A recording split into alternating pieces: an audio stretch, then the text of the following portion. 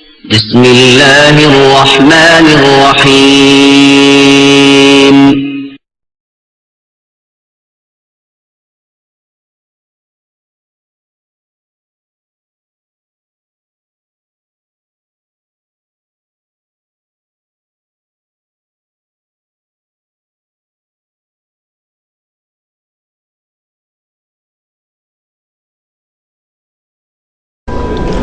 আসসালামু আলাইকুম ওয়া রাহমাতুল্লাহি ওয়া বারাকাতুহু।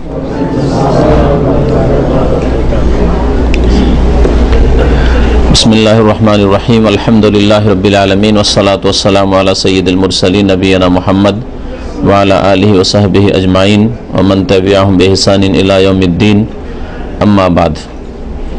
ফাকাদ ক্বালাল মুআল্লিফ রাহিমাহুল্লাহু তাআলা বাবু ফাদলিত তাওহীদ ওয়া মা ইউকাফফিরু মিনাজ যুনুব। وقول الله تعالى الذين آمنوا ولم يلبسوا إيمانهم بظلم أولئك لهم الأمن وهم مهتدون.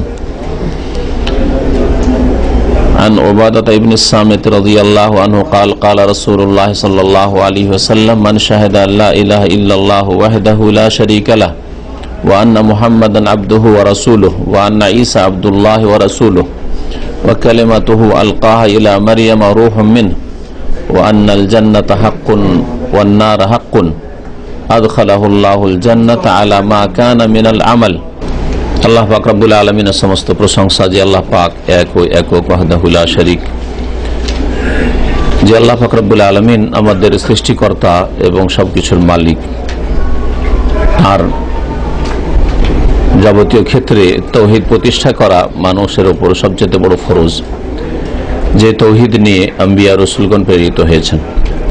সালাত এবং সালাম নাযিল হোক প্রিয় নবী সাল্লাল্লাহু আলাইহি ওয়াসাল্লামের উপর, যাকে আল্লাহ পাক রব্বুল আলামিন সারা বিশ্বের মানুষের জন্য তাওহীদের দাওয়াত নিয়ে প্রেরণ করেছেন, যিনি তাওহীদের শুধু দাওয়াত দিতে থেকেছেন দীর্ঘ 13 বছর ধরে মক্কি জীবনে, যেখানে তাওহীদ ছাড়া তেমন কোনো ইসলামের বিধিবিধান আসেনি। এ হচ্ছে তাওহীদের গুরুত্ব। আজকের দর্শের বিষয়বস্তু হচ্ছে তাওহীদের ফজিলত। লেখক রাহমাতুল্লাহ আলাইহি বলছেন বাবু ফজলি তাওহীদ। এ হচ্ছে তাওহীদের ফজিলত। ওয়া মা ইউকাফিরু মিনাজ যুনুব, এবং তাওহীদ প্রতিষ্ঠা করলে কেমন গুনাহ খাতা মাফ হয়, গুনাহ খাতার মার্জনা হয়। তাওহীদের মহত্ব, ফজিলত এবং তাওহীদ কায়েম করলে, তাওহীদ প্রতিষ্ঠা করলে, আকীদায়, কথায়, কাজে তাওহীদ প্রতিষ্ঠা করলে গুনাহ খাতা যে মাফ হয়, এই বিষয় সম্পর্কে একটি আয়াত এবং কয়েকটি হাদিস লেখক রাহমাতুল্লাহি আলাইহি উল্লেখ করেছেন। আজকের এটা হচ্ছে দর্শের বিষয়বস্তু। আলোচনার শুরুতে আপনাদেরকে জানাই আল্লাহ পাক রব্বুল আলামিনের প্রশংসা এবং সালাত ও সালামের পরে অনেক অনেক ধন্যবাদ এবং আপনাদের শুকরিয়া। আল্লাহ পাক আপনাদেরকে জাযায়ে খায়ের দান করেন, যারা বিভিন্ন এলাকা থেকে এখানে এসে পৌঁছেছেন বিভিন্নভাবে, অনেক দূর থেকে অনেক ভাইরা এসছেন। আর ইন্টারনেটে যেসব ভাইরা লাইনে আছেন তাদেরকেও শুকরিয়া জানাই। আল্লাহ পাক যেন তাদেরকে জাযায়ে খায়ের দান করেন। বিশেষ করে আমাদের আজকের আলোচনায় বিশেষভাবে উপস্থিত থাকেন আমেরিকার ভাই বোনেরা এবং কানাডার ভাই বোনেরা। তাদের জন্য বিশেষ করে দোয়া করি। ফিতনার দেশে তারা যে দিনের উপর কায়েম আছেন, আল্লাহ পাক যেন আরো বেশি অটলতা দান করেন এবং আল্লাহ পাক যেন সমস্ত রকমের দিন দুনিয়ার অনিষ্ট থেকে, শার থেকে হেফাজতে রাখেন। তাওহীদের ফজিলত এবং তাওহীদ প্রতিষ্ঠা করলে গুনাহ খাতা মাফ হয়, এই কথা লেখক বলেছেন। আর তারপরে সূরা আনআমের আয়াত নম্বর 82 তিনি উল্লেখ করেছেন আল্লাযীনা আমানু ওয়া লাম ইয়ালবিসু ঈমানাহুম বিযুলম, যারা ঈমান নিয়ে আসলো এবং ঈমানের সাথে, তাদের ঈমানের সাথে জুলমের সংমিশ্রণ ঘটালো না। যারা ঈমান নিয়ে আসলো, এই কথাটি যদি আমি শুধু বলে রেখে দিই তো আমাদের দেশের মানুষরা মনে করে জন্মসূত্রে মুসলিম হইলে ঈমান নিয়ে আসলো, অথবা কেউ কালিমা পড়ে নিল, নিয়ে মুসলিম হয়ে গেল, বাস ঈমান নিয়ে আসলো। কিন্তু আসলে এই অর্থ নয়। ঈমান নিয়ে আসলো মানে ঈমানের যে আরকানগুলি রয়েছে, ঈমানের যে স্তম্ভ খুঁটিগুলি রয়েছে, সেগুলির প্রতি বিশ্বাস স্থাপন করা। এবং ঈমান অতক্ষণ পর্যন্ত গ্রহণযোগ্য নয়, কারণ ঈমান আপনার হৃদয়ের বিষয়, যতক্ষণ পর্যন্ত তার প্রমাণ পেশ না করবেন। তার প্রমাণ পেশ না করবেন আপনার কথায় আর কাজে। কথায় কাজে ঈমানের সম্পর্ক অন্তরের সাথে। ঈমানের শাব্দিক অর্থ হচ্ছে তাসদীক, বিশ্বাস স্থাপন করা। বিশ্বাস করা হয় বা বিশ্বাস অবিশ্বাসের সম্পর্ক অন্তরের সাথে, তাই না, হৃদয়ের সাথে।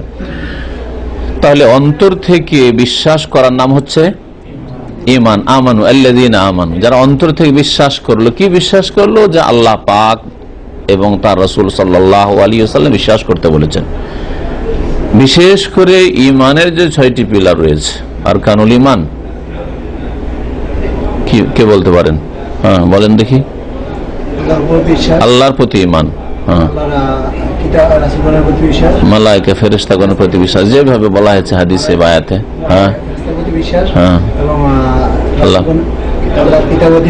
হ্যাঁ হ্যাঁ আল্লাহ পাক রব্বুল নাযিলকৃত কিতাবগুলির প্রতি বিশ্বাস, হ্যাঁ রাসূলগণের প্রতি বিশ্বাস,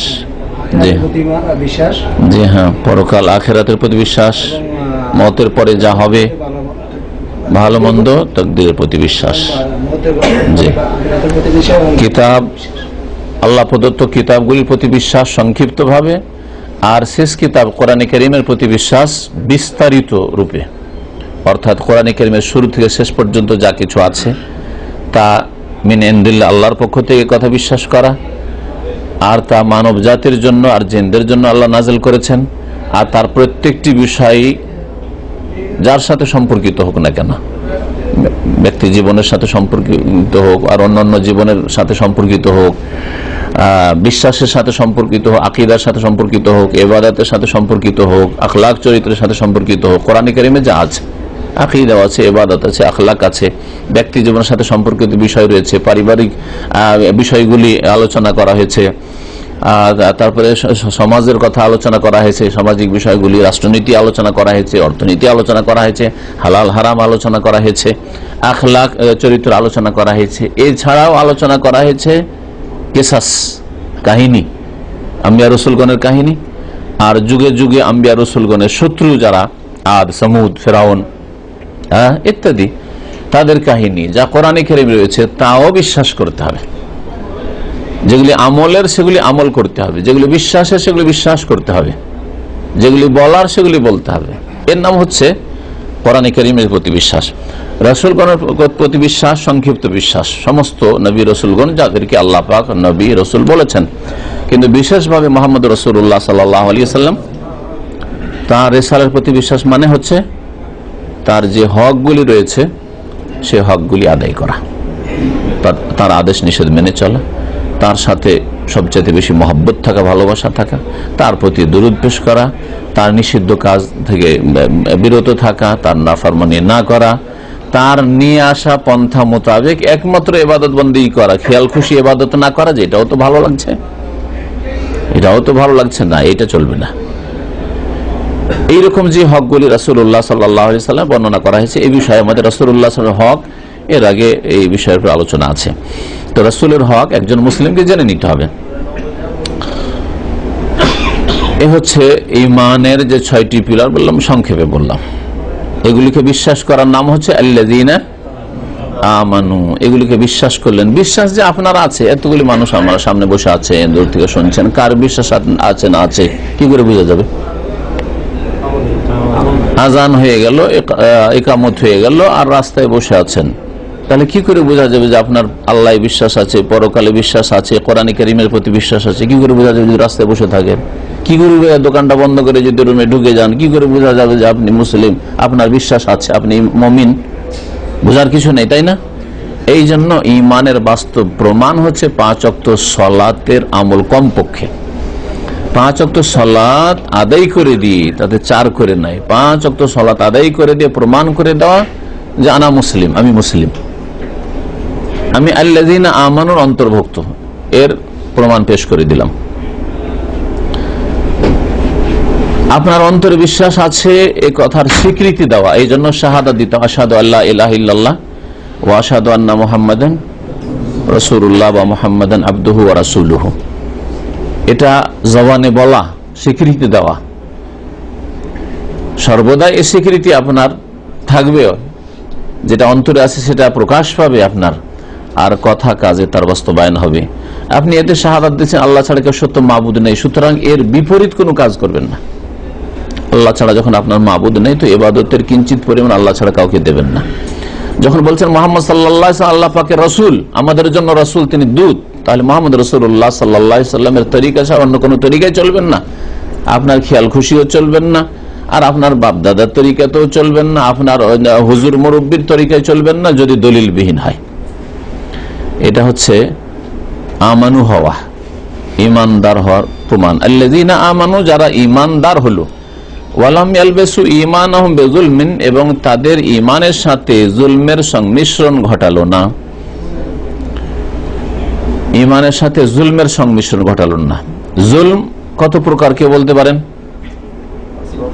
হ্যাঁ, 3 প্রকারের জুলম। একটা হচ্ছে জুলম, হ্যাঁ, জুলমুন নাফস, নিজের উপর জুলুম করা। কোরআনে কারীম আও ইয়াজলিম নাফসা, নিজের জুলুম করলো। নিজের উপর জুলুম করা কিভাবে? গুনাহ করা। আর আরেক জুলম হচ্ছে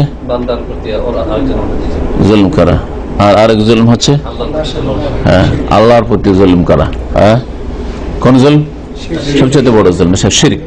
তাহলে এক জুলম হচ্ছে শিরকের জুলুম, হ্যাঁ, আর এক হচ্ছে বিভিন্ন গুনাহ করে সেটাও আল্লাহর হক নষ্ট করা, কিন্তু সেটা হচ্ছে নিজের উপরে জুলম করলেন, শিরক দিয়েও জুলম করলেন। তো জুলমুন নাফস বলতে পারেন যে বড় শিরক, এটা একটা জুলম। আর একটা হচ্ছে বিভিন্ন গুনাহ, যতগুলি গুনাহ আছে আল্লাহর হকের ক্ষেত্রে হোক আর অন্য কোনো ক্ষেত্রে হোক, হচ্ছে জুলম।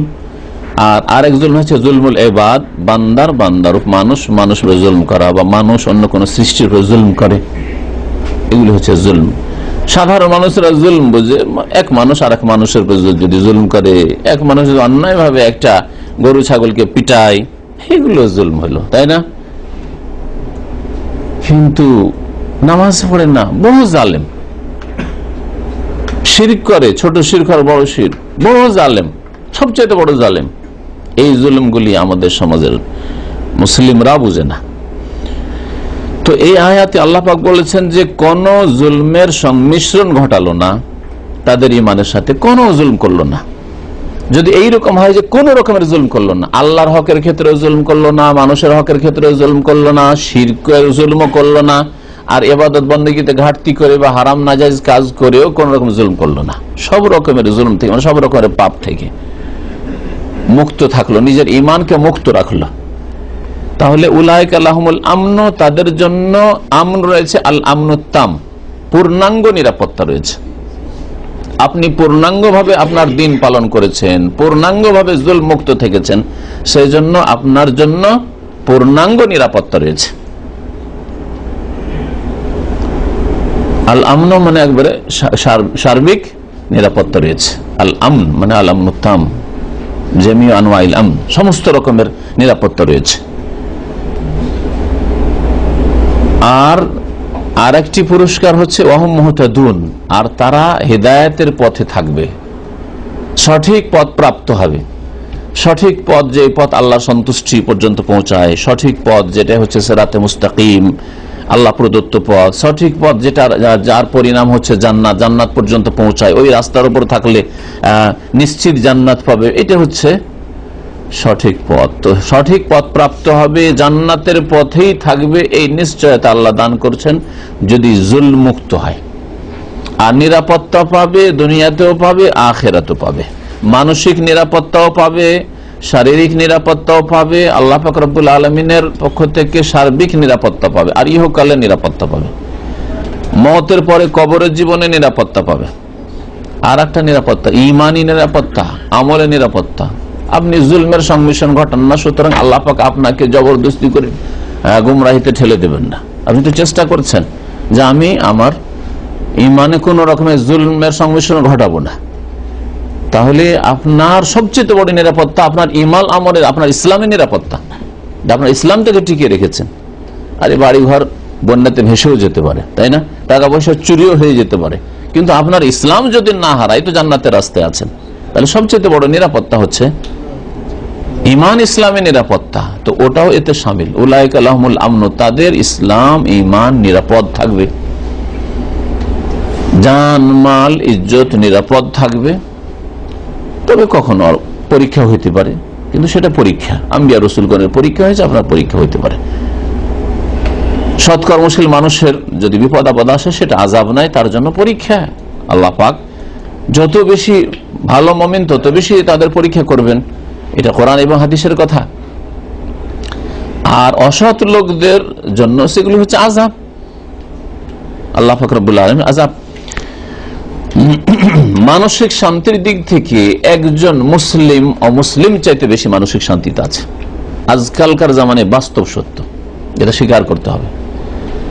মানসিক শান্তির দিক থেকে ধার্মিক মুসলিম আর নামধারী মুসলিম, দুই মুসলিমের মাঝে মানসিক দিক থেকে, দুশ্চিন্তা মুক্ত হওয়ার দিক থেকে যত বেশি ধার্মিক মানুষ, যত বেশি পরহেজগার মানুষ, যত বেশি আল্লাহ ভীরু, তত বেশি সুখ শান্তিতে আছে, দুশ্চিন্তা মুক্ত আছে। বাস্তব অনুভব করেন না? খেতে না পেলেও আলহামদুলিল্লাহ খুব ভালো আছে, দুনিয়ার ক্ষয়ক্ষতি হয়ে গেলেও খুব শান্তিতে আছে, নিচের দিকে আমরা দেখছি। কিন্তু একজন দুনিয়াদার মানুষ উপর দিকে দেখছে, সুতরাং 5,000 রিয়াল মাসে ইনকাম করলেও শান্তি পায় না, জাহান্নামের মতো পেট হয়ে গেছে, খাই মিটে না। কিন্তু আপনার 500 রিয়াল 1000 রিয়ালে যথেষ্ট শান্তিতে আছেন, আপনি যথেষ্ট শান্তিতে আছেন।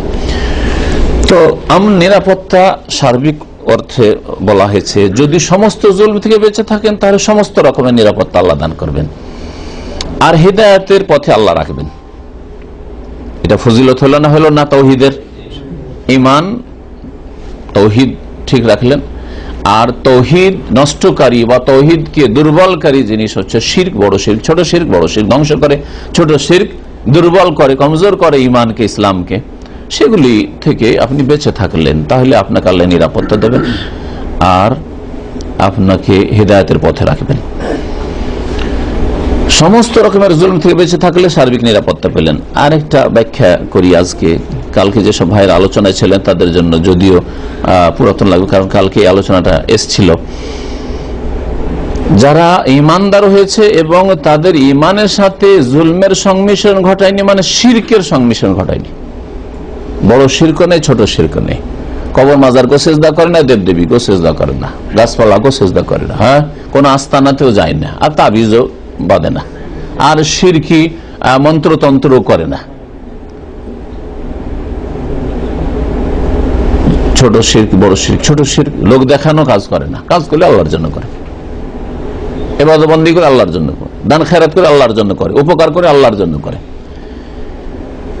তাহলে ছোট শিরক বড় শিরক থেকে মুক্ত যারা আছে, কিন্তু অন্যান্য জুলম আছে, বেজুলমেন মানে বেজুলমেন আজিম, বড় জুলম হচ্ছে শিরক, বড় জুলম থেকে মুক্ত, কিন্তু অন্যান্য জুলম আছে, কিছু ঘাটতি আছে, কিছু ঘাটতি আছে। মানুষের ক্ষেত্রে হয়তো কোন জুলম হয়ে যাচ্ছে, ওয়াদা খেলাপি হয়ে যাচ্ছে, আল্লাহ পাক রব্বুল আলামিন ইবাদত বন্দেগীতে কিছু ঘাটতি হয়ে যাচ্ছে, জামাত ছুটে যাচ্ছে, কি গুনাহ নাই? জামাতে ওয়া নামাজ পড়া উচিত। এই নয় যে নামাজ ছুটে যাচ্ছে আর বলবেন যে না, নামাজ ছুটে যাওয়া, নামাজ ছেড়ে দেওয়া, রক্ত পার করে দেওয়া শিরকের সমতুল্য না। কিন্তু নামাজ জামাত ছুটে গেছে বা জামাতে গেল না, ঘরেই পড়ে নিল, গুনাহ করলো, জুলুম তো আছে। এইরকম অনেকেই দুনিয়ার লোভে কিছু হারাম খেয়ে নিচ্ছে, কাজে অবহেলা করেও বেতন নিচ্ছে, খাচ্ছে, এইরকম জুলম আছে। তাহলে তাদের জন্য উলাইকা লাহুমুল আমন, তাদের জন্য নিরাপত্তা রয়েছে, কিন্তু সার্বিক নিরাপত্তা নেই। ওলামারা বলছেন যে তার জন্য মুতলাকুল আমন রয়েছে, নিরাপত্তা, মোটামুটি নিরাপত্তা রয়েছে। এই জন্য দেখা যাচ্ছে যারা গুনাহগার তাদের জীবনে বিভিন্ন বালা মুসিবত আসছে আর তাতে কষ্ট পাচ্ছে।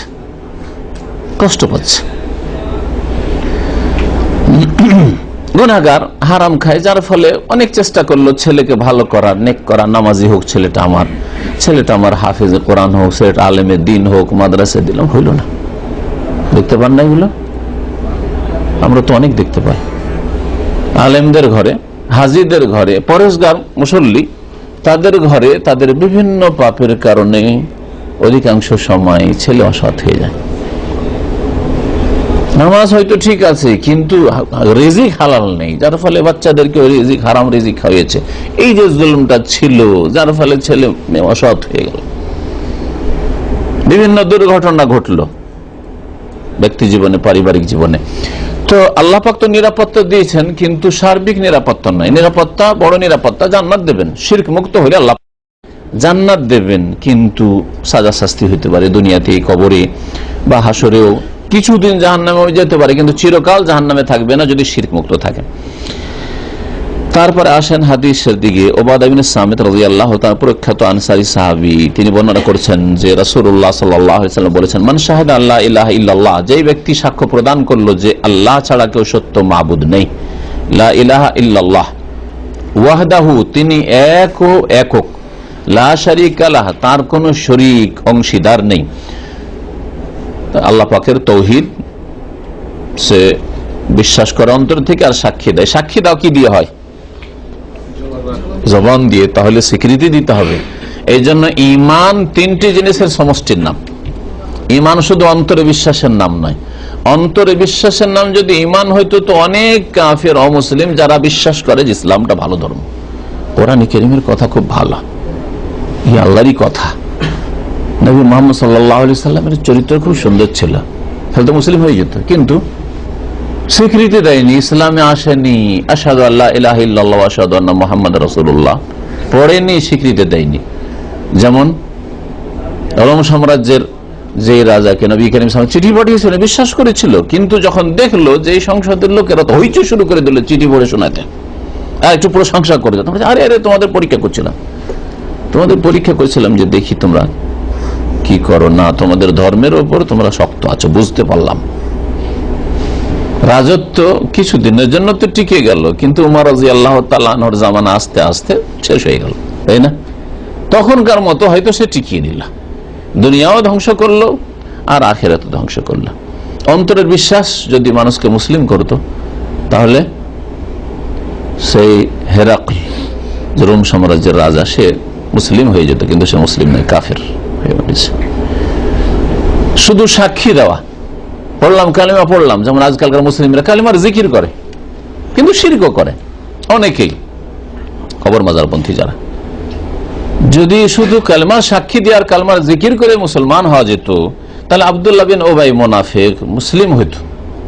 কারণ আল্লাহ বলছেন, ইযা জাআকাল মুনাফিকুনা ক্বালু নাশহাদু ইন্নাকা লা রাসূলুল্লাহ, মুনাফিকরা এসে বলতো, নাশহাদু, আমরা সাক্ষী দিচ্ছি, ইন্নাকা লা রাসূলুল্লাহ, আপনি অবশ্যই আল্লাহর রাসূল, নিঃসন্দেহে আপনি অবশ্যই আল্লাহ রাসূল। ইন্নাকা এক তাগিদ, আবার লা রাসূলুল্লাহ, অবশ্যই, দুইবার করে অবশ্যই অবশ্যই আপনি আল্লাহ রাসূল।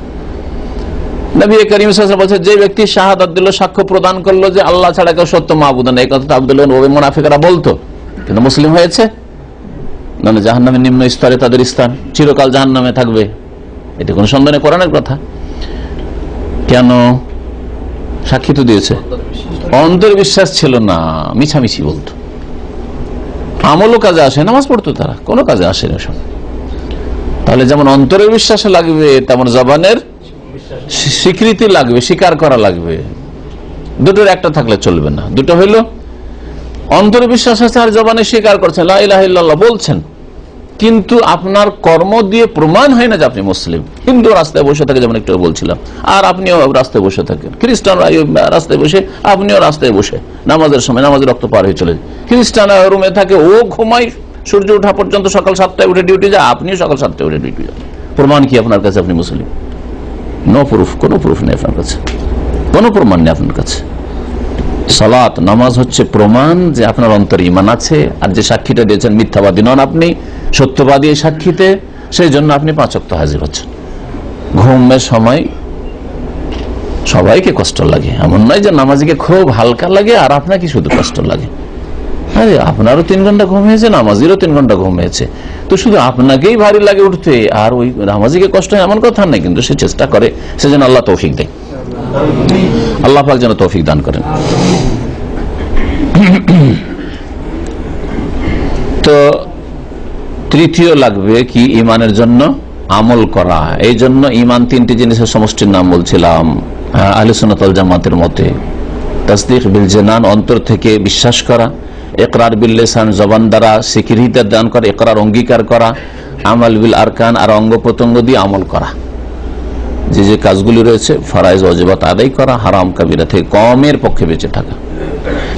তারপরে তখন সুন্নত মুস্তাহাবের পালা আসবে, আর অপছন্দনীয় থেকে বেঁচে থাকা আসবে, আপনি যদি আপনার গ্রেড বাড়াইতে চান। ওয়ান্না মুহাম্মাদান আবদুহু ওয়া রাসূলুহু, আর মুহাম্মদ সাল্লাল্লাহু আলাইহি ওয়াসাল্লাম আল্লাহ পাকের বান্দা এবং রাসূল, এই কথার সাক্ষ্য প্রদান করলো। তাহলে দুটো বিষয়ের সাক্ষ্য প্রদান করতে হবে মুসলিম হওয়ার জন্য। আর তার সাথে সাথে যদি অতিরিক্ত আরো এই কথা বলে, বিশ্বাস তো অবশ্যই করতে হবে এগুলিও যেগুলি আসছে, কিন্তু এটাও যদি বলে, একজন যখন মুসলিম হচ্ছে নতুন করে তখন বলবে, আর যদি জন্মসূত্রে বাই বার্থ মুসলিম হয় তাহলে এই সব জিনিসগুলি বিশ্বাস করবে। আপনাকে যখন তখন সাক্ষ্য প্রদান করতে হবে না, আপনি জন্মসূত্রে সাক্ষী পেয়ে গেছেন, জন্মসূত্রে যেন আপনি মা বাপ মুসলিম, তখন আপনি সাক্ষী দিয়ে এসছেন, তাই না? এই শাহাদাতের বা এই বিষয়গুলির। খ্রিস্টানরা যখন মুসলমান হয়, কারণ ওদের ভ্রান্ত ধারণা যেহেতু ঈসা আলাইহিস সালাম সম্পর্কে থাকে, ওই রকম ইহুদি যদি মুসলিম হয় তাদের ভ্রান্ত ধারণা ঈসা আলাইহিস সালাম সম্পর্কে, সুতরাং তাদেরকে আমরা এই বিষয়গুলি আরো অতিরিক্ত পড়িয়ে নিই, যাতে করে তাদের বাতিল আকীদা থেকে সে যে সম্পর্ক ছেদের ঘোষণা করলো এটা নিজেই স্বীকৃতি প্রদান করে। শোনেন তাহলে তাতে কি বলা হয়েছে, ওয়ান্না ঈসা আব্দুল্লাহ ওয়া রাসূলুহু, আর ঈসা আলাইহিস সালাম আল্লাহ পাকের বান্দা এবং তার রাসূল। ওয়া কালিমাতুহু, এবং আল্লাহ পাক রব্বুল আলামিনের বাণী তিনি। আলকাহা ইলা মারইয়াম, যা নিক্ষেপ করেছেন আল্লাহ পাক মারইয়াম আলাইহিস সালামের উদ্দেশ্যে, তার দিকে। ওয়া রূহুম মিনহু, এবং ঈসা আলাইহিস সালাম আল্লাহ পাকের তরফ থেকে একটি রূহ, আত্মা। ওয়ান্নাল জান্নাত হাক্কুন, আর জান্নাত হচ্ছে সত্য, এই কথারও সাক্ষী দিল। ওয়ান্নার হাক্কুন, আর জাহান্নামও সত্য, এই কথারও সাক্ষী দিল। আদখালাহুল্লাহুল জান্নাত, তবে আল্লাহ পাক তাহলে কি করবেন, জান্নাতে তাকে দাখিল করবেন, প্রবেশ করাবেন। আলা মা কানা মিনাল আমাল, যেমনই তার আমল হোক না কেন। এটা একটা অনুবাদ করলাম। আর একটা তরজমা হচ্ছে আলা মা কানা মিনাল আমাল, তাদের কর্ম অনুপাতে, যেমন যার কর্ম ছিল তেমন জান্নাতে স্তর পাবে। এটা সবচেয়ে ভালো ব্যাখ্যা। এখানে কিছু কথা অস্পষ্ট আছে, সংক্ষেপে বলে দিয়ে তারপর তখন বিস্তারিত এই সম্পর্কে আলোচনা যখন সময় হবে। আবার ভাষ্যকার যা বলেছেন তা শোনাবো। ঈসা আলাইহিস সালাম আল্লাহ পাকের বান্দা এবং রাসূল, এতে যেমন ইহুদিদের খণ্ডন আছে তেমন খ্রিস্টানদের খণ্ডন আছে, তাই না? খ্রিস্টানরা কি বলে ঈসা আলাইহিস সালামকে? আব্দুল্লাহ বলে না, কি বলে? ইবনুল্লাহ, আল্লাহর পুত্র। তো একজন খ্রিস্টান যখন মুসলিম হবে বলছে আব্দুল্লাহ, তার মানে আজকে তুমি কি করলে, সম্পর্ক ছেদের ঘোষণা করলে যে আজকে থেকে জীবনে কখনো বিশ্বাসও করবো না, আর বলবো না যে সান অফ গড, আল্লাহ পাকের পুত্র, তাই না? এবং তার সাথে সাথে তিনি রসুল, আল্লাহ পাকের সমতুল্য না, সমকক্ষ না, এবং আল্লাহ পাকের পক্ষ থেকে প্রেরিত তিনি, আল্লাহ পাকের বান্দা, গোলাম, দাস, এবং আল্লাহ পাকের পক্ষ থেকে তিনি প্রেরিত। আল্লাহ পাকের দ্বীন জানার জন্য মানুষের কাছে তিনি মাধ্যম হয়ে এসেছিলেন, রাসূল বলা হয়। তাহলে খ্রিস্টানদের খণ্ডন হয়ে গেল।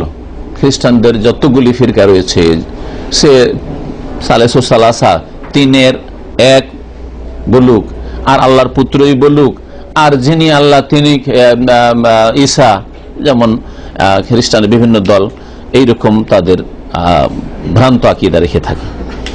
ইহুদিদের কি করে খণ্ডন হলো? না, ওইটা না। ঈসা আলাইহিস সালাম সম্পর্কে, ঈসা আলাইহিস সালাম সম্পর্কে নবী সাল্লাল্লাহু আলাইহি ওয়াসাল্লাম বলছেন যে যেই ব্যক্তি সাক্ষী দিবে কি যে ঈসা আলাইহিস সালাম আল্লাহর বান্দা এবং রাসূল, এতে ইহুদিদেরও বাতিল কথার এবং বেয়াদবি আর কুফরি কথার খণ্ডন রয়েছে। সেটা কি? ঈসা আলাইহিস সালামকে ইহুদিরা জারজ সন্তান বলেছে এবং বলে। খ্রিস্টানরা অতিরঞ্জন বাড়াবাড়ি করেছে, আল্লাহর পুত্র বা আল্লাহর শরীক বানিয়ে দিয়েছে, বা যিনি আল্লাহ তিনি ঈসা। কোরআনে কারিমে এই তিন রকম আকীদার কথা তাদের বলা হয়েছে, কুফরি আকীদার কথা। আর ইহুদিরা নিচে নামিয়ে দিয়েছে, মানহানি করেছে, মানহানি করে কুফরি করেছে। ঈসা আলাইহিস সালাম বিনা বাবায় যখন জন্মালো, তাহলে কেমন ছেলে হবে? যারও সন্তান।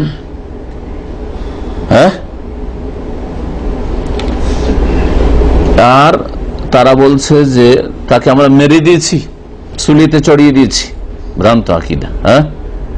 না, তিনি রাসূল হয়ে এসেছেন, তাকে মেরে দেওয়া হয়নি। বা কোরআনে কারিমে এরও খণ্ডন করা হয়েছে, ওমা কাতালু ওমা সালাবু ওয়ালাকিন শুব্বিহা লাহুম, তাকে তারা খুনও করতে পারেনি আর সুলেও চড়ায়নি।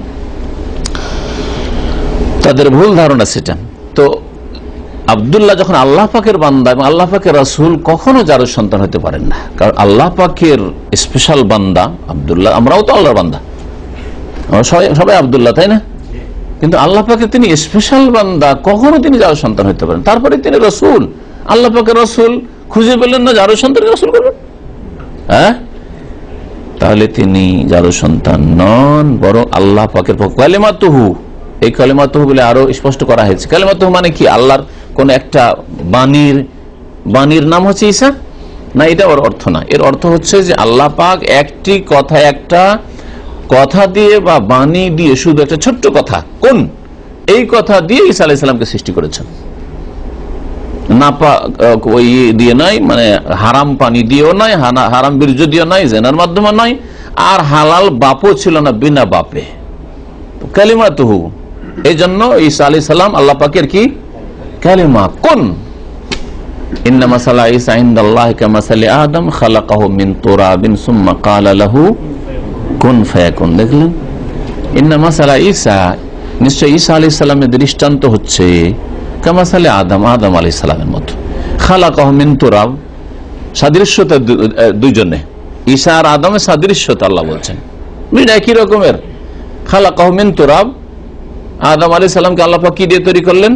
মাটি দিয়ে, কাদা মাটি দিয়ে, যেমন পুতুল তৈরি করে আল্লাহ পাক রব্বুল আলামিন সুন্দর একটা পুতুল তৈরি করলেন। সুম্মা ক্বালা লাহু, তারপরে তাকে বললেন কি, কোন হয়ে যাও, মানে তুমি এখন জীবন্ত মানুষ হও। রূহ চলে আসলো, চলাফেরা শুরু করে দিলেন, তাই না? ফায়াকুন, তখন হয়ে পড়লো। ঠিক তেমনি ঈসা আলাইহিস সালাম সম্পর্কে আল্লাহ বললেন কোন ফায়াকুন, তখন হয়ে পড়লো।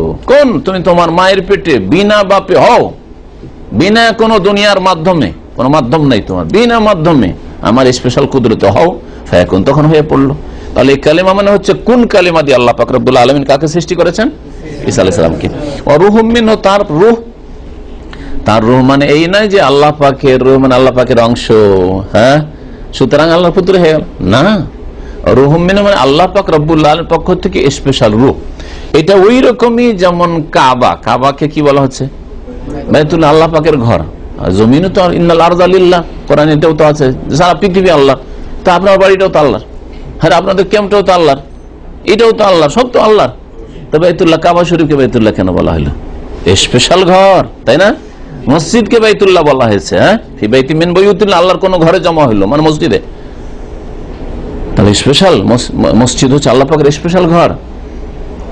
এইরকমই কোরআনে কারীম আল্লাহ পাক রব্বুল আলামিন স্পেশাল উট, আল্লাহ সবগুলি উট তো আল্লাহ পাকের, তাই না? নাকাতাল্লাহি ওয়া সুকিয়াহা, সাবধান, আল্লাহর উষ্ট্রিকে তোমরা হত্যা করিও না। সামুদ সম্প্রদায়কে আল্লাহ বলেছিলেন না, বলেন নাই? সূরা ইসরার মাধ্যমে। তো নাকাতাল্লাহ, ওখানে আল্লাহ পাকের উষ্ট্রি বলা হলো। তো ওই রকমই রূহুম মিনহু, আল্লাহর পক্ষ থেকে স্পেশাল রূহ, যেটা জিবরাইল আলাইহিস সালামের ফুকের মাধ্যমে আল্লাহ পাক দান করেছিলেন। ওয়া আন্নাল জান্নাত হক, জান্নাত সত্য, এটা বিশ্বাস করতে হবে। আর একজন যখন মুসলিম হবে তখন যদি এইগুলি সাক্ষ্য প্রদান করে নেয় তাহলে ভালো। এমনি তো অবশ্যই বিশ্বাস করতে হবে, অন্তরে বিশ্বাস না হলে মুসলিম হবে না। কিন্তু বলে আল্লাহ বিশ্বাস করি, রসুল বিশ্বাস করি, কিতাব বিশ্বাস করি, কিন্তু আখিরাত জান্নাত বিশ্বাস করি না, হিন্দুদের মতে পুনর্জন্ম বিশ্বাস করি, তাহলে সে মুসলিম নয়, কাফের। বা এই দুনিয়ায় শেষ, এক্সপায়ার, মরে গেল, এক্সপায়ার হয়ে গেল, না, তাহলে মুসলিম নয় সে।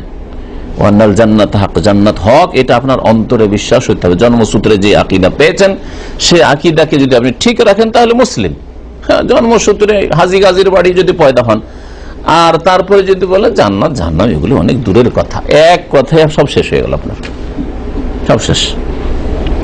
আল্লাহ পাক রব্বুল আলামিন জান্নাত দেবেন বলছে তৌহিদের ফজিলত, তৌহিদের যদি শাহাদাত দান করেন, এই তৌহিদ বিশ্বাস করে। আর বুখারী মুসলিমে ইতবান রাদিয়াল্লাহু তাআলা আনহু হাদিসে রয়েছে, ফাইনাল্লাহ হারাম আলান নার, আল্লাহ পাক রব্বুল আলামিন জাহান্নামের উপর হারাম করেছেন মান কালা, ওই সব লোকদেরকে যে বলবে বা যারা বলবে লা ইলাহা ইল্লাল্লাহ, আল্লাহ ছাড়া কেউ সত্য মাবুদ নেই, বাস বললেই হয়ে যাবে। মূর্খ লোকেরা এটাই বুঝেছে যে লা ইলাহা ইল্লাল্লাহ কালেমা একবার পড়লেই তো হয়, আর লা ইলাহা ইল্লাল্লাহ বিরোধী সারা জীবন কাজকর্ম করে গেল। হ্যাঁ, লা ইলাহা ইল্লাল্লাহ কোনো প্রমাণই পেশ করলো না, বললো যে জান্নাত তো পাবই। আমাদের সমাজের মূর্খ লোকদের কথা আর মূর্খ বক্তাদের ওয়াজ, হাদিস পড়ে দিল লা ইলাহা ইল্লাল্লাহ পড়লে জান্নাত, মান কালা লা ইলাহা ইল্লাল্লাহ দাখালা জান্নাহ। মিথ্যা কথা, এই হাদিস বলছে মিথ্যা কথা। তার আগে একটু অংশ আছে, ওইটা বুঝতে হবে। ওইটা বলে না অথবা বুঝে না, বলেই না ওইটুকু রেখে দেয়, হ্যাঁ, আর না হলে বুঝে না যে ওর মানে কি আছে ওতে। দেখেন তো একটু কি আছে, ইয়াবতাগি বিযালিকা ওয়াজহাল্লাহ, এই কালেমা বলে ইয়াবতাগি সে চাই, ইবতাগি মানে চাই, তার কামনা বাসনা, বিযালিকা এই কালেমা বলে ওয়াজহাল্লাহ আল্লাহ পাকের চেহারা, আর আল্লাহ পাকের চেহারা আছে বলে চেহারা বলা হয়েছে, চেহারা না থাকলে চেহারা বলা হইতো না। আর এই চেহারা বলে উদ্দেশ্য করা হয়েছে আল্লাহ পাকের সন্তুষ্টি, সেটা হচ্ছে আলাদা কথা, ভাব অর্থ, কিন্তু আসল জিনিসটা আছে বলেই ভাব অর্থ উদ্দেশ্য করা হয়েছে। হ্যাঁ, একমাত্র ঘোড়ার ডিমের কথা বলা হয়, যেটা ডিম না হয়ে ঘোড়ার ডিম বলা হয় আমাদের ভাষায়, তাই না? আর কখনো বলা হয় যে মানুষের ডিম, শুনেছেন কোনদিন? মানুষের ডিম নেই সেজন্য মানুষের ডিম বলা হয়, পাখির ডিম বলা হয়, মুরগির ডিম বলা হয়, ঠিক না? হ্যাঁ, তাহলে বোঝা যাচ্ছে যে আল্লাহ পাক রব্বুল আলামিনের চেহারা, ফেস আছে আল্লাহ পাকের মতো, সেই জন্য ওয়াজহাল্লাহ বলা হয়েছে। আর বিদআতপন্থীরা আমাদের দেশের আল্লাহর চেহারা নেই, আল্লাহ নিরাকার, তাহলে তাদের কাছে যেন এটা ঘোড়ার ডিমের মতো ব্যবহার করা হয়েছে, যেন ঘোড়ার ডিম হয় না তারপর ঘোড়ার ডিম বলে। ঠিক তেমনি আল্লাহ পাকের চেহারা নাই, আর কোরআন হাদিসে চেহারা ওয়ায়াবকা ওয়াজহু রাব্বিকা কুল্লু শাইইন হালিকুন ইল্লা ওয়াজহা ইয়াবতাগি বিযালিকা ওয়াজহাল্লাহ। আয়াত একটি আয়াত নয়, কয়েকটি আয়াত রয়েছে, হাদিস রয়েছে আল্লাহ পাকের চেহারা সম্পর্কে। তারপরেও আশায়েরা আর মাতুরিদি এই ভ্রান্ত মতবাদ যে আল্লাহ পাকের চেহারাই বিশ্বাস করে না, তারা চেহারা মানে আল্লাহ পাকের সত্তা হয়ে গেল না, চেহারা মানে সত্তা নাই। ইয়াবতাগি বিযালিকা ওয়াজহাল্লাহ, এখন বুঝেন তাহলে কালিমা পড়ে উদ্দেশ্য হইতে হবে, কামনা বাসনা কি হইতে হবে, অন্তরের চাহিদা হইতে হবে। হ্যাঁ, ইয়াবতাগি কি আল্লাহ পাকের সন্তুষ্টি, লা ইলাহা ইল্লাল্লাহ বলে আপনি আল্লাহ পাকে সন্তুষ্ট করতে চান, তাহলে লা ইলাহা ইল্লাল্লাহ মানে কি না জেনে শুধু মন্ত্র পড়ার কথা বলা হয়েছে? আরবি ভাষায় নাজিল হয়েছে। যদি মন্ত্র পড়ার বিষয় হইতো আর আপন অবস্থায় থেকে গেলাম, অসুবিধা নেই, তাহলে আবু তালেবকে এই কালেমাটা পড়তে অসুবিধা ছিল? এত ভাতিজা রিকোয়েস্ট করছে, এত প্রিয় ভাতিজা কথাই রাখতে পারলো না। সে বুঝতো যে লা ইলাহা ইল্লাল্লাহ পড়ে না মানে নিজের পায়ে লাথি দিয়ে মূর্তিগুলোকে ভেঙে ফেলা, এটা করতে পারবো না, বাপ দাদার ধর্ম। বাবারে হো আলা মিল্লাতে আব্দুল মুত্তালিব, যাক সারা জীবনটা যখন কেটে গেল আব্দুল মুত্তালিবের ধর্মেই মরি। নবী সাল্লাল্লাহু আলাইহি ওয়াসাল্লাম বলছে ইয়া আম্মি কুল লা ইলাহা ইল্লাল্লাহ, হে চাচা বলুন লা ইলাহা ইল্লাল্লাহ। তাহলে লা ইলাহা মন্ত্র পড়া যদি হতে চায়, যেমন আজকালকার বিদআত মুসলিমরা বা জাহেল মুসলিমরা বুঝে বা জাহেল বক্তারা বলে থাকে ওয়াজ মাহফিলে লা ইলাহা ইল্লাল্লাহ পড়ে জান্নাত, না কখনো না। লা ইলাহা ইল্লাল্লাহ একবার সাক্ষী দিলে জান্নাত না। লা ইলাহা ইল্লাল্লাহ মানে আল্লাহ ছাড়া কেউ বারহাক সত্য মাবুদ নেই। তাহলে আপনার কাছে ইবাদতের যোগ্য আল্লাহ ছাড়া কেউ নেই। ইবাদতের যতগুলি ধরন প্রকরণ রয়েছে তার মধ্যে একটু সামান্য আল্লাহ ছাড়া কাউকে দেবেন না। এটা হচ্ছে লা ইলাহা ইল্লাল্লাহ। আর এটা বলে আপনার উদ্দেশ্য হবে আল্লাহর সন্তুষ্টি হাসিল করা। তো আল্লাহ পাকের প্রথম ইবাদত মুসলিম জীবনে 5 ওয়াক্ত নামাজ, আর 5 ওয়াক্ত নামাজই পড়েন না বলে আল্লাহকে আমি রাজি করতে চাই কালেমা দিয়ে, আল্লাহর সন্তুষ্টি চাই। মিথ্যুক না আপনি? যেই ব্যক্তি অন্তর থেকে বলবে যে আমি আল্লাহকে রাজি করতে চাই, তাকে কখনো বেনামাজি পাবেন না, কখনো বেনামাজি পাবেন না। কখনো বড় বড় কাবিরা গুনাহ করছে আর বছরকে বছর চলে যাচ্ছে, জীবন পার হয়ে চলে যাচ্ছে, আর তওবা নেই, সংশোধন নেই, এইরকম কখনো পাবেন না। আল্লাহ সন্তুষ্টি চাই, সুতরাং সব সময় আল্লাহকে সন্তুষ্ট রাখার চেষ্টা করবে। জানি না কখন মত চলে আসে।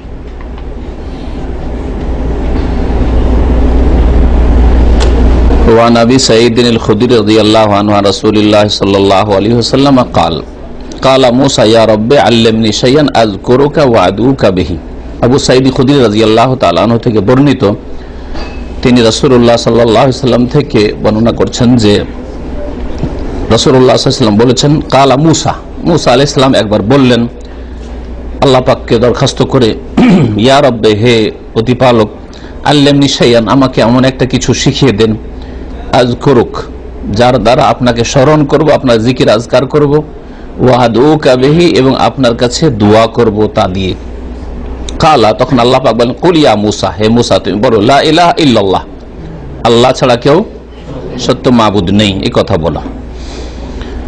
কালা, তখন মুসা আলাইহিস সালাম ভাবলেন যে এটা তো সবাই বলে, তা আমি তো কিছু স্পেশাল চেয়েছি যেটা অন্য কেউ না জানবে। এমন নয় যে তিনি লা ইলাহা ইল্লাল্লাহ ফজিলত জানতেন না, কিন্তু ভাবলেন যে আমি এমন একটা কিছু চাই যেটা আমার জন্য শুধু খাস হবে। তাআলা কুল্লু ইবাদিকা ইয়াকুলুনা হাযা, হে আল্লাহ তোমার সব বান্দাই তো এটা বলে, আমি একটা কিছু বিশেষ জিনিস চাই। কালা ইয়া মুসা, তখন আল্লাহ পাক বলেন, হে মুসা শোনো, লাউ আন্নাস সামাওয়াতিস সাবআ ওয়া আমিরাহুন্না গায়রি ওয়াল আরাদিনা সাব ফি কিফা ওয়া লা ইলাহা ইল্লাল্লাহ ফি কিফা মালাত বিহিন্না লা ইলাহা ইল্লাল্লাহ, যদি 7 আসমান এবং আমার ছাড়া 7 আসমানের যত বসবাসকারী, আমির মানে যারা আবাদ করে, ইন্নামা ইয়ামুরু মাসাজিদাল্লাহ, আল্লাহর মসজিদকে আবাদ করা, আমারা ইয়ামুরু, তো 7 আসমান 7 আকাশ, ও আমিরাহুন্না, আর এই 7 আকাশে বসবাসকারী আবাদকারী যত আল্লাহ পাকের মখলুক রয়েছে, মানে ফেরেশতাগণ, মালায়েকা, আমার ছাড়া, আল্লাহ পাক রব্বুল আলামিন ছাড়া, তার মানে আল্লাহ পাক রব্বুল আলামিন আকাশের ঊর্ধ্বে আছেন, তাই না? এই হাদিস বোঝায় নাকি? গায়রি বলেন। ওয়াল আরদিনাস সাবআ, আর 7 জমিন, আরদ মানে হচ্ছে এক জমিন, আর সাবআ আরদের জমা হচ্ছে আরাদিন, ওয়াল আরাদিনাস সাবআ, 7 এই জমিন, 7 স্তর যে জমিন রয়েছে, এই 7 স্তর ফি কিফা, একটা পাল্লাতে যদি দেওয়া হয়, দাঁড়ির এক পাল্লাতে যদি দেওয়া হয়, কি 7 আকাশ এবং 7 আকাশে যত আল্লাহ পাকের সৃষ্টি মখলুকাত মানে ফেরেশতাগণ রয়েছেন, আর 7 জমিনকে যদি দেওয়া হয় এক পাল্লাতে, তাহলে বোঝা গেল যে আল্লাহ পাক সর্বত্র বিরাজমান নন। না হলে এই বলতেন ওয়াল আরাদিনাস সাবআ গায়রি, 7 জমিন আমার ছাড়া, মানে আমি সর্বত্র বিরাজমান, জমিনও আছি, সুতরাং আমার ছাড়াই, এটা বললেন কি? তাহলে হাদিস স্পষ্ট করে যে আল্লাহ পাক রব্বুল আলামিন আকাশের ক্ষেত্রে বললেন যে গায়রি, আমার ছাড়া বাকি, কারণ আল্লাহ পাক রব্বুল আলামিনের সামনে কলমা ওজনদার হইতে পারেন না, তাই না? এই জন্য গায়রি, আমার ছাড়া যতগুলি আল্লাহ পাকের সৃষ্টি রয়েছে, বলছেন আমার সৃষ্টি রয়েছে মানে ফেরেশতাগণ, তাদেরকে যদি চড়িয়ে দেওয়া হয় এক পাল্লাতে, ওয়া লা ইলাহা ইল্লাল্লাহ ফি কিফা, আর লা ইলাহা ইল্লাল্লাহ এই কালেমাকে লিখে একটা কাগজে যদি এক পাল্লাতে দিয়ে দেওয়া হয়, মালাত বিহিন্না লা ইলাহা ইল্লাল্লাহ, তাহলে লা ইলাহা ইল্লাল্লাহ এই সবের সামনে দাড়ি পাল্লাকে কি করবে? ঝুঁকিয়ে দেবে, এসবকে নিয়ে ঝুঁকে যাবে, হালকা করে দেবে। রাহ ইবনে হিব্বান, হাদিসটি ইমাম ইবনে হিব্বান বর্ণনা করেছেন, হাকিম বর্ণনা করেছেন, ইমাম হাকিম সহিহ বলেছেন। হাদিসটি সম্পর্কে দ্বিমত রয়েছে, হাদিসটিকে জয়ীফ বলা হয়েছে, আর এটা আগের ঘটনা, সুতরাং যদি জয়ীফও হয় তো আমাদের জয়ীফ দিয়ে ফজিলতের কোনো প্রয়োজন করে না, কারণ আরো বহু তাওহীদের ফজিলতে সহিহ হাদিস রয়েছে। ওয়ালি তিরমিজি, আর তিরমিজিতে একটি হাদিস রয়েছে, হাসান, এমন তিরমিজি হাদিসটিকে হাসান বলেছেন। আনাস রাদিয়াল্লাহু তাআলা আনহু থেকে বর্ণিত, সামি'তু রাসূলুল্লাহ সাল্লাল্লাহু আলাইহি ওয়াসাল্লাম, আমি রাসূলুল্লাহ সাল্লাল্লাহু আলাইহি ওয়াসাল্লামকে বলতে শুনেছি, ইয়াকুল, ক্বালা আল্লাহু তাআলা, মহান আল্লাহ বলেন, আল্লাহ পাক বলেন হাদিসে, তো এই হাদিসকে কি বলা হয়? হাদিসে কুদসি। ইয়া ইবনা আদম, হে আদম সন্তান, লাউ আতাইতানি বিকুরাবিল আরদি খাতায়া, তুমি যদি পৃথিবী ভর্তি করে, জমিন ভর্তি গুনাহ নিয়ে আসো, সুম্মা লাকিতানি লা তুশরিকু বি শাইআ, আর আমার সাথে সাক্ষাৎ করো এমন অবস্থায় যে আমার সাথে কোনো কিছুকে শরীক করনি, লা তুশরিকু বি শাইআ, কোনো কিছুকে শরীক করনি, লা আতাইতুকা বিকুরাবিহা মাগফিরা, তাহলে আমি জমিন ভর্তি তোমার কাছে মার্জনা নিয়ে আসবো, মানে তোমাকে মাফ করে দেব। জমিন ভর্তি গুনাহ নিয়ে এসছো, কিন্তু শিরক করনি, শিরকের গুনাহ করনি, আল্লাহ ছাড়া কাউকে সিজদা করনি, আল্লাহ ছাড়া কাউকে ডাকনি, আল্লাহ ছাড়া কেউ দিতে পারে আল্লাহ ছাড়া কেউ সুস্থ করতে পারে, আল্লাহ ছাড়া কারো কাছে ছেলে মেয়ে পাওয়া যায়, আল্লাহ ছাড়া কারো কাছে গেলে মনের বাসনা পূরণ হয়, এইসব শিরকি কুফরি আকীদা রাখতে না। আর যেতেও না কোথাও, আর কাউকে দূর থেকেও ডাকতে না। যেমন পীর ওলি আউলিয়াকে বা নবী রাসূলকে অনেকে ডেকে থাকে, গায়রুল্লাহকে ইয়া হোসেন কেউ করে, ইয়া আলী করে, কেউ ইয়া গৌসুল আজম করে, কেউ ইয়া গরিব নওয়াজ, ইয়া বাবা, দূর থেকে করুক আর কাছে থেকে করুক, এগুলি বড় শিরক। তো এইরকম কোন শিরক করেনি, কিন্তু অন্য অন্য গুনাহ আছে, তাহলে আল্লাহ পাক তাকে মাফ করে দেবেন। মাফ করে দেবেন মানে এই নয় যে প্রথম দিনই মাফ করে দেবেন। এই হাদিসে কি এটা কথা আছে? এই হাদিসগুলিকে অনেকে নিয়ে নিয়েছে এমন ভাবে, খুব সহজ ভাবে, যে জমিন ভর্তি যদি গুনাহ আল্লাহ মাফ করে দেন, তার মানে তো যত গুনাহ করি তাওহীদ ঠিক আছে, শিরক করি না, হ্যাঁ, সুতরাং জান্নাত পাবো। কিন্তু এই হাদিসে কি এই কথা আছে যে আল্লাহ পাক প্রথম দিনই মাফ করে দেবেন? মাফ করার বিভিন্ন স্তর আছে। আল্লাহ পাক রব্বুল আলামিন কিছু নেক বান্দাকে এমন ভাবে মাফ করবেন যে দুনিয়াতেও বালা মুসিবত হলে আল্লাহকে কষ্ট হয়, আল্লাহ বালা মুসিবত দিতে চান না। হাদিস প্রমাণ করে যে আমার বান্দাকে কষ্ট হলে আমাকে কষ্ট হয়, নেক বান্দাকে। হ্যাঁ,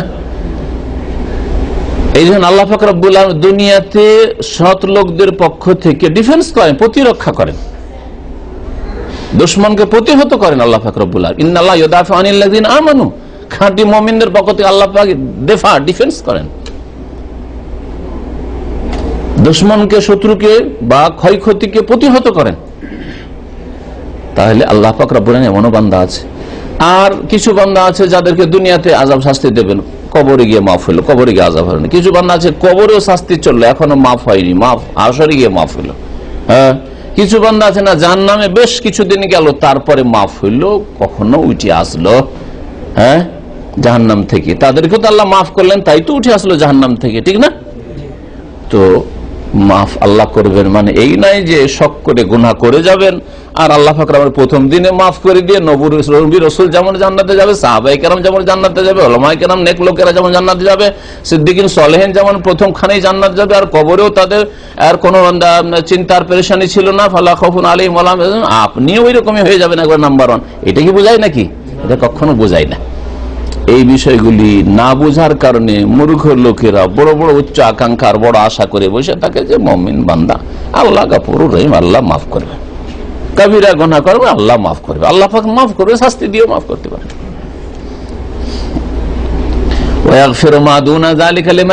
আল্লাহ বলছেন শিরকের গুনাহ মাফ হবে না। আর শিরকের ছাড়া যেগুলি শিরকের নিচের গুনাহ, সেগুলি যাকে চাইবেন, লিমান ইয়াশা, যাকে আল্লাহ চাইবেন মাফ করবেন। তাহলে বোঝা গেল যে আপনাকে না চাই আপনাকে আল্লাহ মাফ করবেন না, আমাকে আল্লাহ না চাই আমাকে মাফ করবেন না। এখন কাকে, আপনাকে কি আল্লাহ মাফ করা চেয়েছেন কিনা এটা দেখার বিষয় না, আযাব শাস্তি দেওয়ার পরে আপনার কাফারা হবে।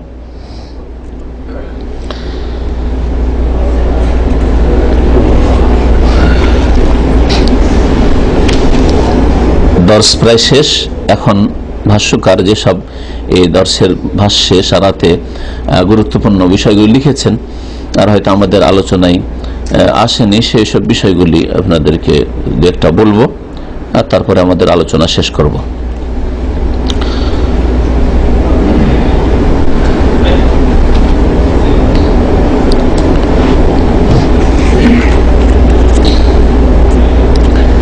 রাসূলুল্লাহ সাল্লাল্লাহু আলাইহি ওয়াসাল্লামের রিসালাতের সাক্ষ্য প্রদান করা, এর দাবি হচ্ছে তার অনুসরণ করা, ইত্তিবা করা, তার আদেশ নিষেধের শ্রদ্ধা অন্তরে থাকা, কথায় কাজে আল্লাহ পাক এর রসুলের আদেশের শ্রদ্ধা থাকবে।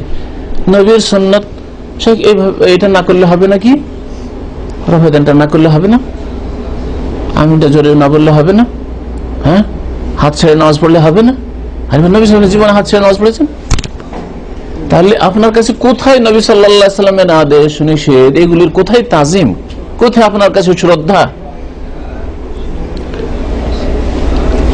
এরকম বহু উদাহরণ রয়েছে। নবী করিম সাল্লাল্লাহু আলাইহি ওয়াসাল্লামের রিসালাতের সাক্ষ্য প্রদান করা মানে ওয়ালুজুম সুন্নতিহি, তার আদর্শকে মজবুত করে ধরা। এই নয় যে প্রতিকূল অবস্থায় আছি সুতরাং এই বিদাতগুলো না করে পারছি না।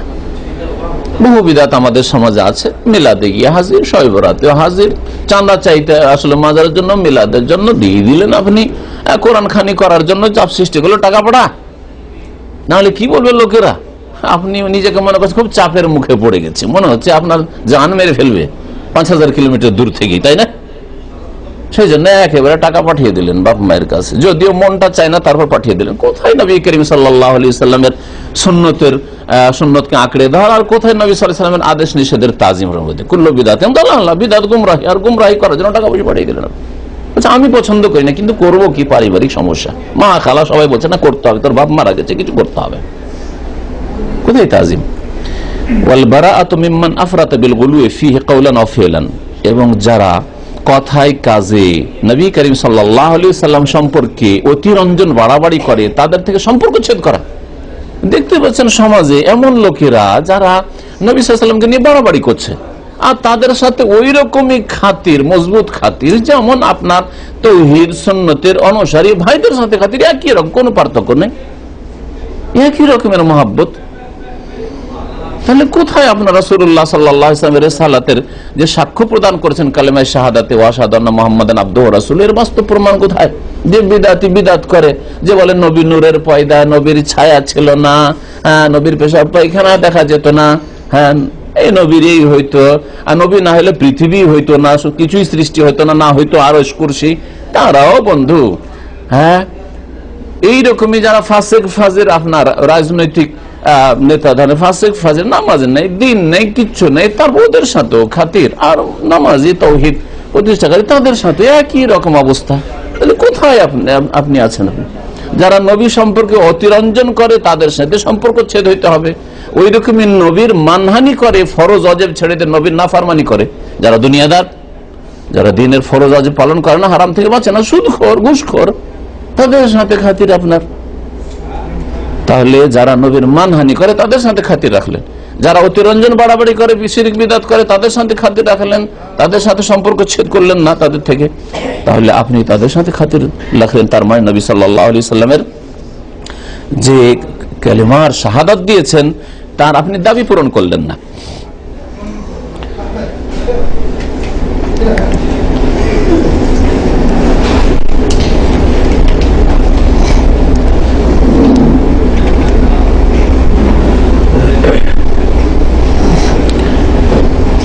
ঈসা আলাইহিস সালাম সম্পর্কে দুটো দল গোমরাহ হয়েছে বলছেন লেখক, যা বললাম একটু আগে। ফাল ইয়াহুদ কাযাবুহু, ইহুদিরা ঈমান নিয়ে আসেনি, বরং খুন করার জন্য সর্বাত্মক চেষ্টা চালিয়েছে, আর তাদের ধারণা যেন খুন করে মেরেই ফেলেছি।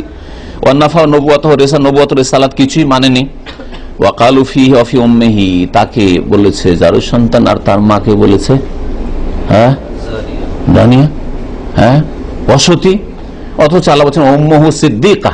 আল্লাহ কোরআনে কি বলছেন? তার মা ছিল শুধু মুমিনা না, সিদ্দিকা, অতি সত্যবাদী। সিদ্দিক আর সিদ্দিক আর আবু বকর সিদ্দিক, হ্যাঁ এই উম্মতের আবু বকর সিদ্দিককে সিদ্দিক উপাধি দেওয়া হয়েছে, নবী করিম সাল্লাল্লাহু আলাইহি ওয়াসাল্লাম সাহাবারা দিয়েছেন। আর মারিয়াম আলাইহিস সালামকে আল্লাহ পাক কোরআনে কারীমে উম্মুহু সিদ্দিকা বলেছেন। সিদ্দিকদের স্তর চিন্তা করুন, নবী রাসূলগণ পরে ফাউলাইকা মাআল্লাযিনা আনআমা আল্লাহু আলাইহিম মিনান নাবিয়িনা ওয়াস-সিদ্দিকিন ওয়াশ-শুহাদা ওয়াস-সালিহিন। তাহলে শুহাদা মানে যারা আল্লাহর কাছে শহীদ হয়েছে, অথবা শুহাদা মানে ওলামা যারা আল্লাহ পাকের ওয়াহদানিয়তের সাক্ষ্য প্রদান করে, তাদের উপরে হচ্ছে সিদ্দিকদের স্তর। তাহলে বড় বড় আলেম আর ইমামের উপরে স্থান হচ্ছে কার? মারিয়াম আলাইহিস সালামের, আর আবু বকর সিদ্দিকের, আর ওই রকম বহু সিদ্দিক সাহাবায়ে কেরামরা সকলেই সিদ্দিক আমরা বলবো। হ্যাঁ, যদিও বিশেষ এই সিদ্দিকের গুণ আবু বকরের মধ্যে বেশি ছিল, সেজন্য সবাইকে তার এই উপাধি দেওয়া যাবে না, তাকে দেওয়া হয়েছে। তাহলে সিদ্দিকদের স্তর নবীদের পরে। আর আমরা বলি মারিয়াম আলাইহিস সালামকে সিদ্দিকা, আর ইহুদিরা বলে যে জানিয়া, অসতী, ব্যভিচারকারিনী, আউযুবিল্লাহ। তারপরেও যদি খ্রিস্টানের বন্ধুত্ব থাকে ইহুদির সাথে, তাহলে খ্রিস্টানদের একটু পড়া উচিত, একটু চোখ খোলা উচিত। সবচেয়ে বেশি শ্রদ্ধা পেশ করেছে, যেই শ্রদ্ধা আল্লাহ পাক পেশ করতে বলেছেন এবং হক আদায় করেছে ঈসা আলাইহিস সালামের উম্মতে মুহাম্মাদিয়া, মুসলিমরা। খ্রিস্টানরা অতিরঞ্জন বাড়াবাড়ি করেছে, আর ইহুদিরা মানহানি করেছে, বেয়াদবির কুফরি করেছে।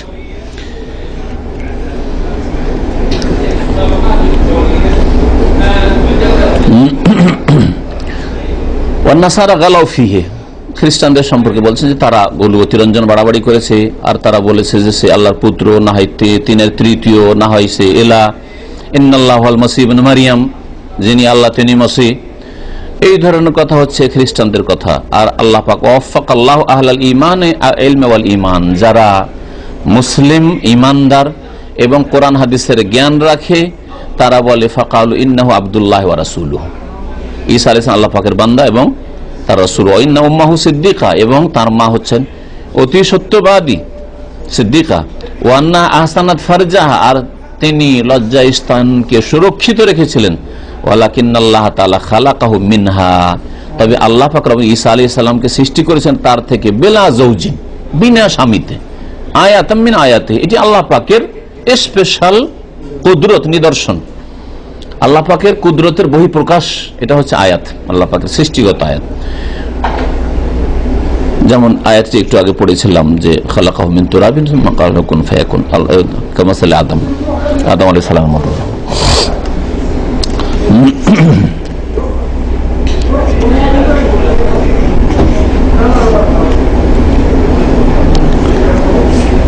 যারা এই শাহাদাত, যে হাদিস ওবাদা বিন সামাত রাদিয়াল্লাহু তাআলা হাদিসে এসেছিল সাক্ষ্য প্রদান করার কথা, যারা সাক্ষ্য প্রদান করবে তারা জান্নাতে যাবে, কিন্তু তিন রকম হবে। তারা আদখালাহুল্লাহুল জান্নাহ, না, আল্লাহ পাক তাকে জান্নাত দেবেন, যারা আল্লাহ পাকের ওয়াহদানিয়তের সাক্ষী দেবে, নবীর রিসালাতের আর নবীর বান্দা হওয়ার সাক্ষী দেবে, ঈসা আলাইহিস সালামের আব্দু ওয়া রাসূলু, রূহ, কালিমা, এই সব সাক্ষী দেবে, জান্নাত জাহান্নাম হক সাক্ষী দেবে, আল্লাহ পাক তাদেরকে জান্নাত দেবেন। এটা তিন রকমের হবে।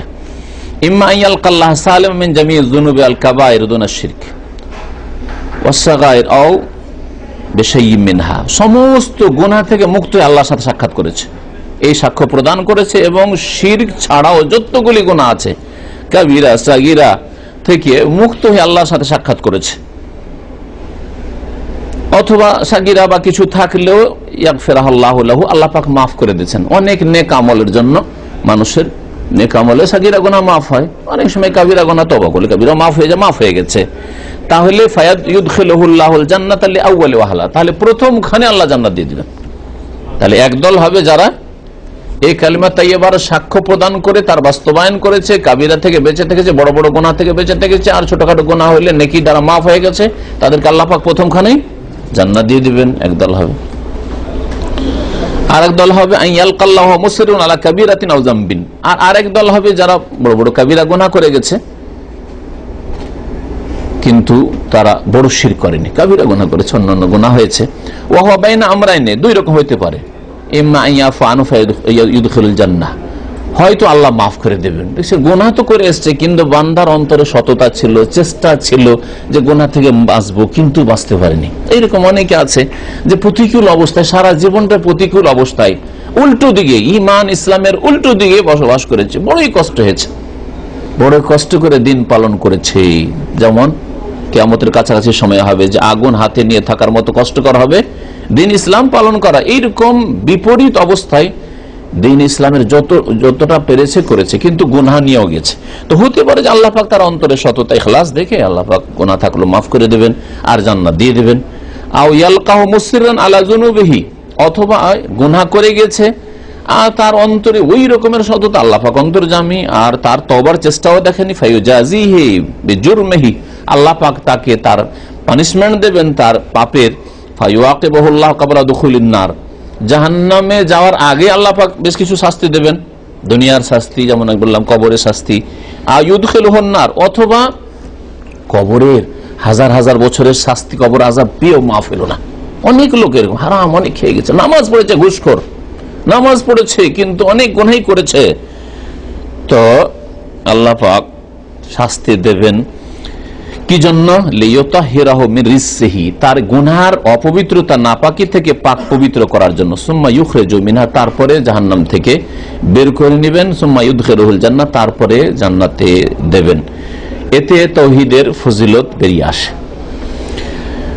কিন্তু তার আল্লাহ পাকের সন্তুষ্টি উদ্দেশ্য ছিল, এবং তার ঈমান ইসলামের প্রমাণ পেশ করেছে। সর্বনিম্ন যেটা ইসলামের প্রথম আমল মুসলিম জীবনে, সেটা দিয়ে আবার বলছি, সেটা হচ্ছে 5 ওয়াক্ত নামাজ পড়া। এই জন্য 5 ওয়াক্ত নামাজ না পড়লে গবেষক উলামায়ে কেরামদের নিকট আর সৌদি আরবের বর্তমান সমস্ত ওলামাদের নিকটে বেনামাজি কাফের হয়ে যায়, বেনামাজির ইসলাম থাকে না, কারণ তার কাছে কোনো প্রমাণ থাকলো না, প্রুফ থাকলো না যে সে মুসলিম। এবং এই মর্মে অনেক দলিল আছে, এবং নামাজ ত্যাগকারীর বিধান এই বইটা যদি আপনারা পড়েন যথেষ্ট। আর এছাড়া আমার আলোচনা বিস্তারিত সম্পর্কে আছে।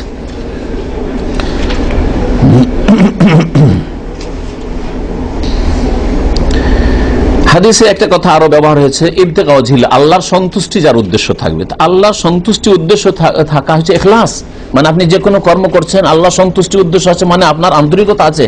নামাজ পড়ছেন আন্তরিকতার সাথে, রোজা রাখছেন আন্তরিকতার সাথে, হজ উমরা করছেন আন্তরিকতার সাথে, একটু কারো উপকার করলে আল্লাহর সন্তুষ্টির জন্য করছেন, মানে সব কাজে আল্লাহ সন্তুষ্টি আপনার উদ্দেশ্য আছে যতটা করছেন। তাহলে এই ইখলাস যদি থাকে, পুরোপুরি ইখলাস থাকে, তাহলে গুনাহ তার দ্বারা হবে না। আর যদি গুনাহ কিছু হয়ে যায় আর ইখলাস আছে, যেহেতু আল্লাহর সন্তুষ্টি চাই, সুতরাং কি করবে, আইয়াহমিলাহু আলাল মুবাদারা বিত-তওবা ক্বাবলাল মউত, মওতের পূর্বে তাড়াতাড়ি তওবা করার চেষ্টা করবে।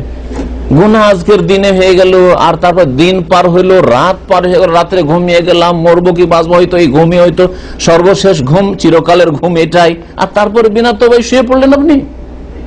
তাহলে কোথায় আপনার আল্লাহর সন্তুষ্টি কামনা আছে? বুঝতে পারছেন না আমার কথা? তাহলে দিনে গুনাহ হইলো, রাত আস্তে আস্তে আবার ঘুমাবার আগে আমি তওবা করে ক্লিন হয়ে যাব।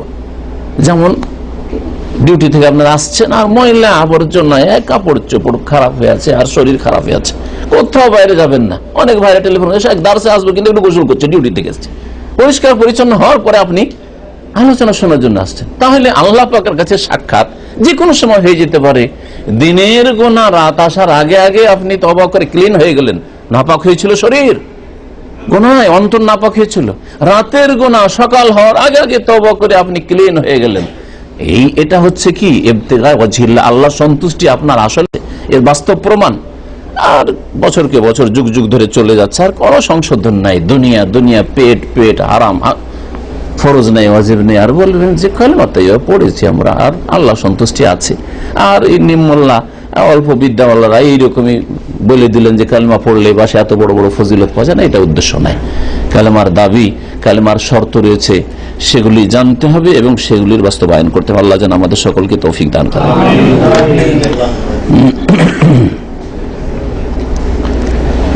এই মর্মে ইমাম ইবনে তাইমিয়া রাহমাতুল্লাহ আলাইহি কি বলছেন শোনাই। কালা শাইখুল ইসলাম ইবনে তাইমিয়া রাহিমাহুল্লাহ তাআলা, ইন্নাল মুবতাগি লিওয়াজহিল্লাহ লা বুদ্দা ইউকাম্মিলা ওয়াসাইলাল বুগিয়া, যে আল্লাহর সন্তুষ্টি চাইবে সে অবশ্যই আল্লাহর সন্তুষ্টির উপায়গুলি তলাশ করে পুরা করবে। ভাই একটা মানুষ, যে কোনো মানুষ হোক, স্ত্রী স্বামীকে রাজি রাখতে চায় আর স্বামী স্ত্রীকে রাজি রাখতে চায়। স্বামী বলছে আমার স্ত্রীকে আমি সবসময় খুশি রাখতে চাই, আর স্ত্রী বলছে আমার স্বামীকে আমি খুশি রাখতে চাই। তাহলে এর জন্য কিছু উপায় আছে না নেই? কাজকর্ম আছে না নেই? বাড়ি গেলেন দেখছেন রান্না মানে কিছু নেই, ঘুম থেকে উঠলো, খাবার আসো তুমি রান্না করো, আমিও করেছি, দুজনেই খাবো, তুমিও খাবে আমিও খাবে, সন্তুষ্ট হয়ে যাবেন।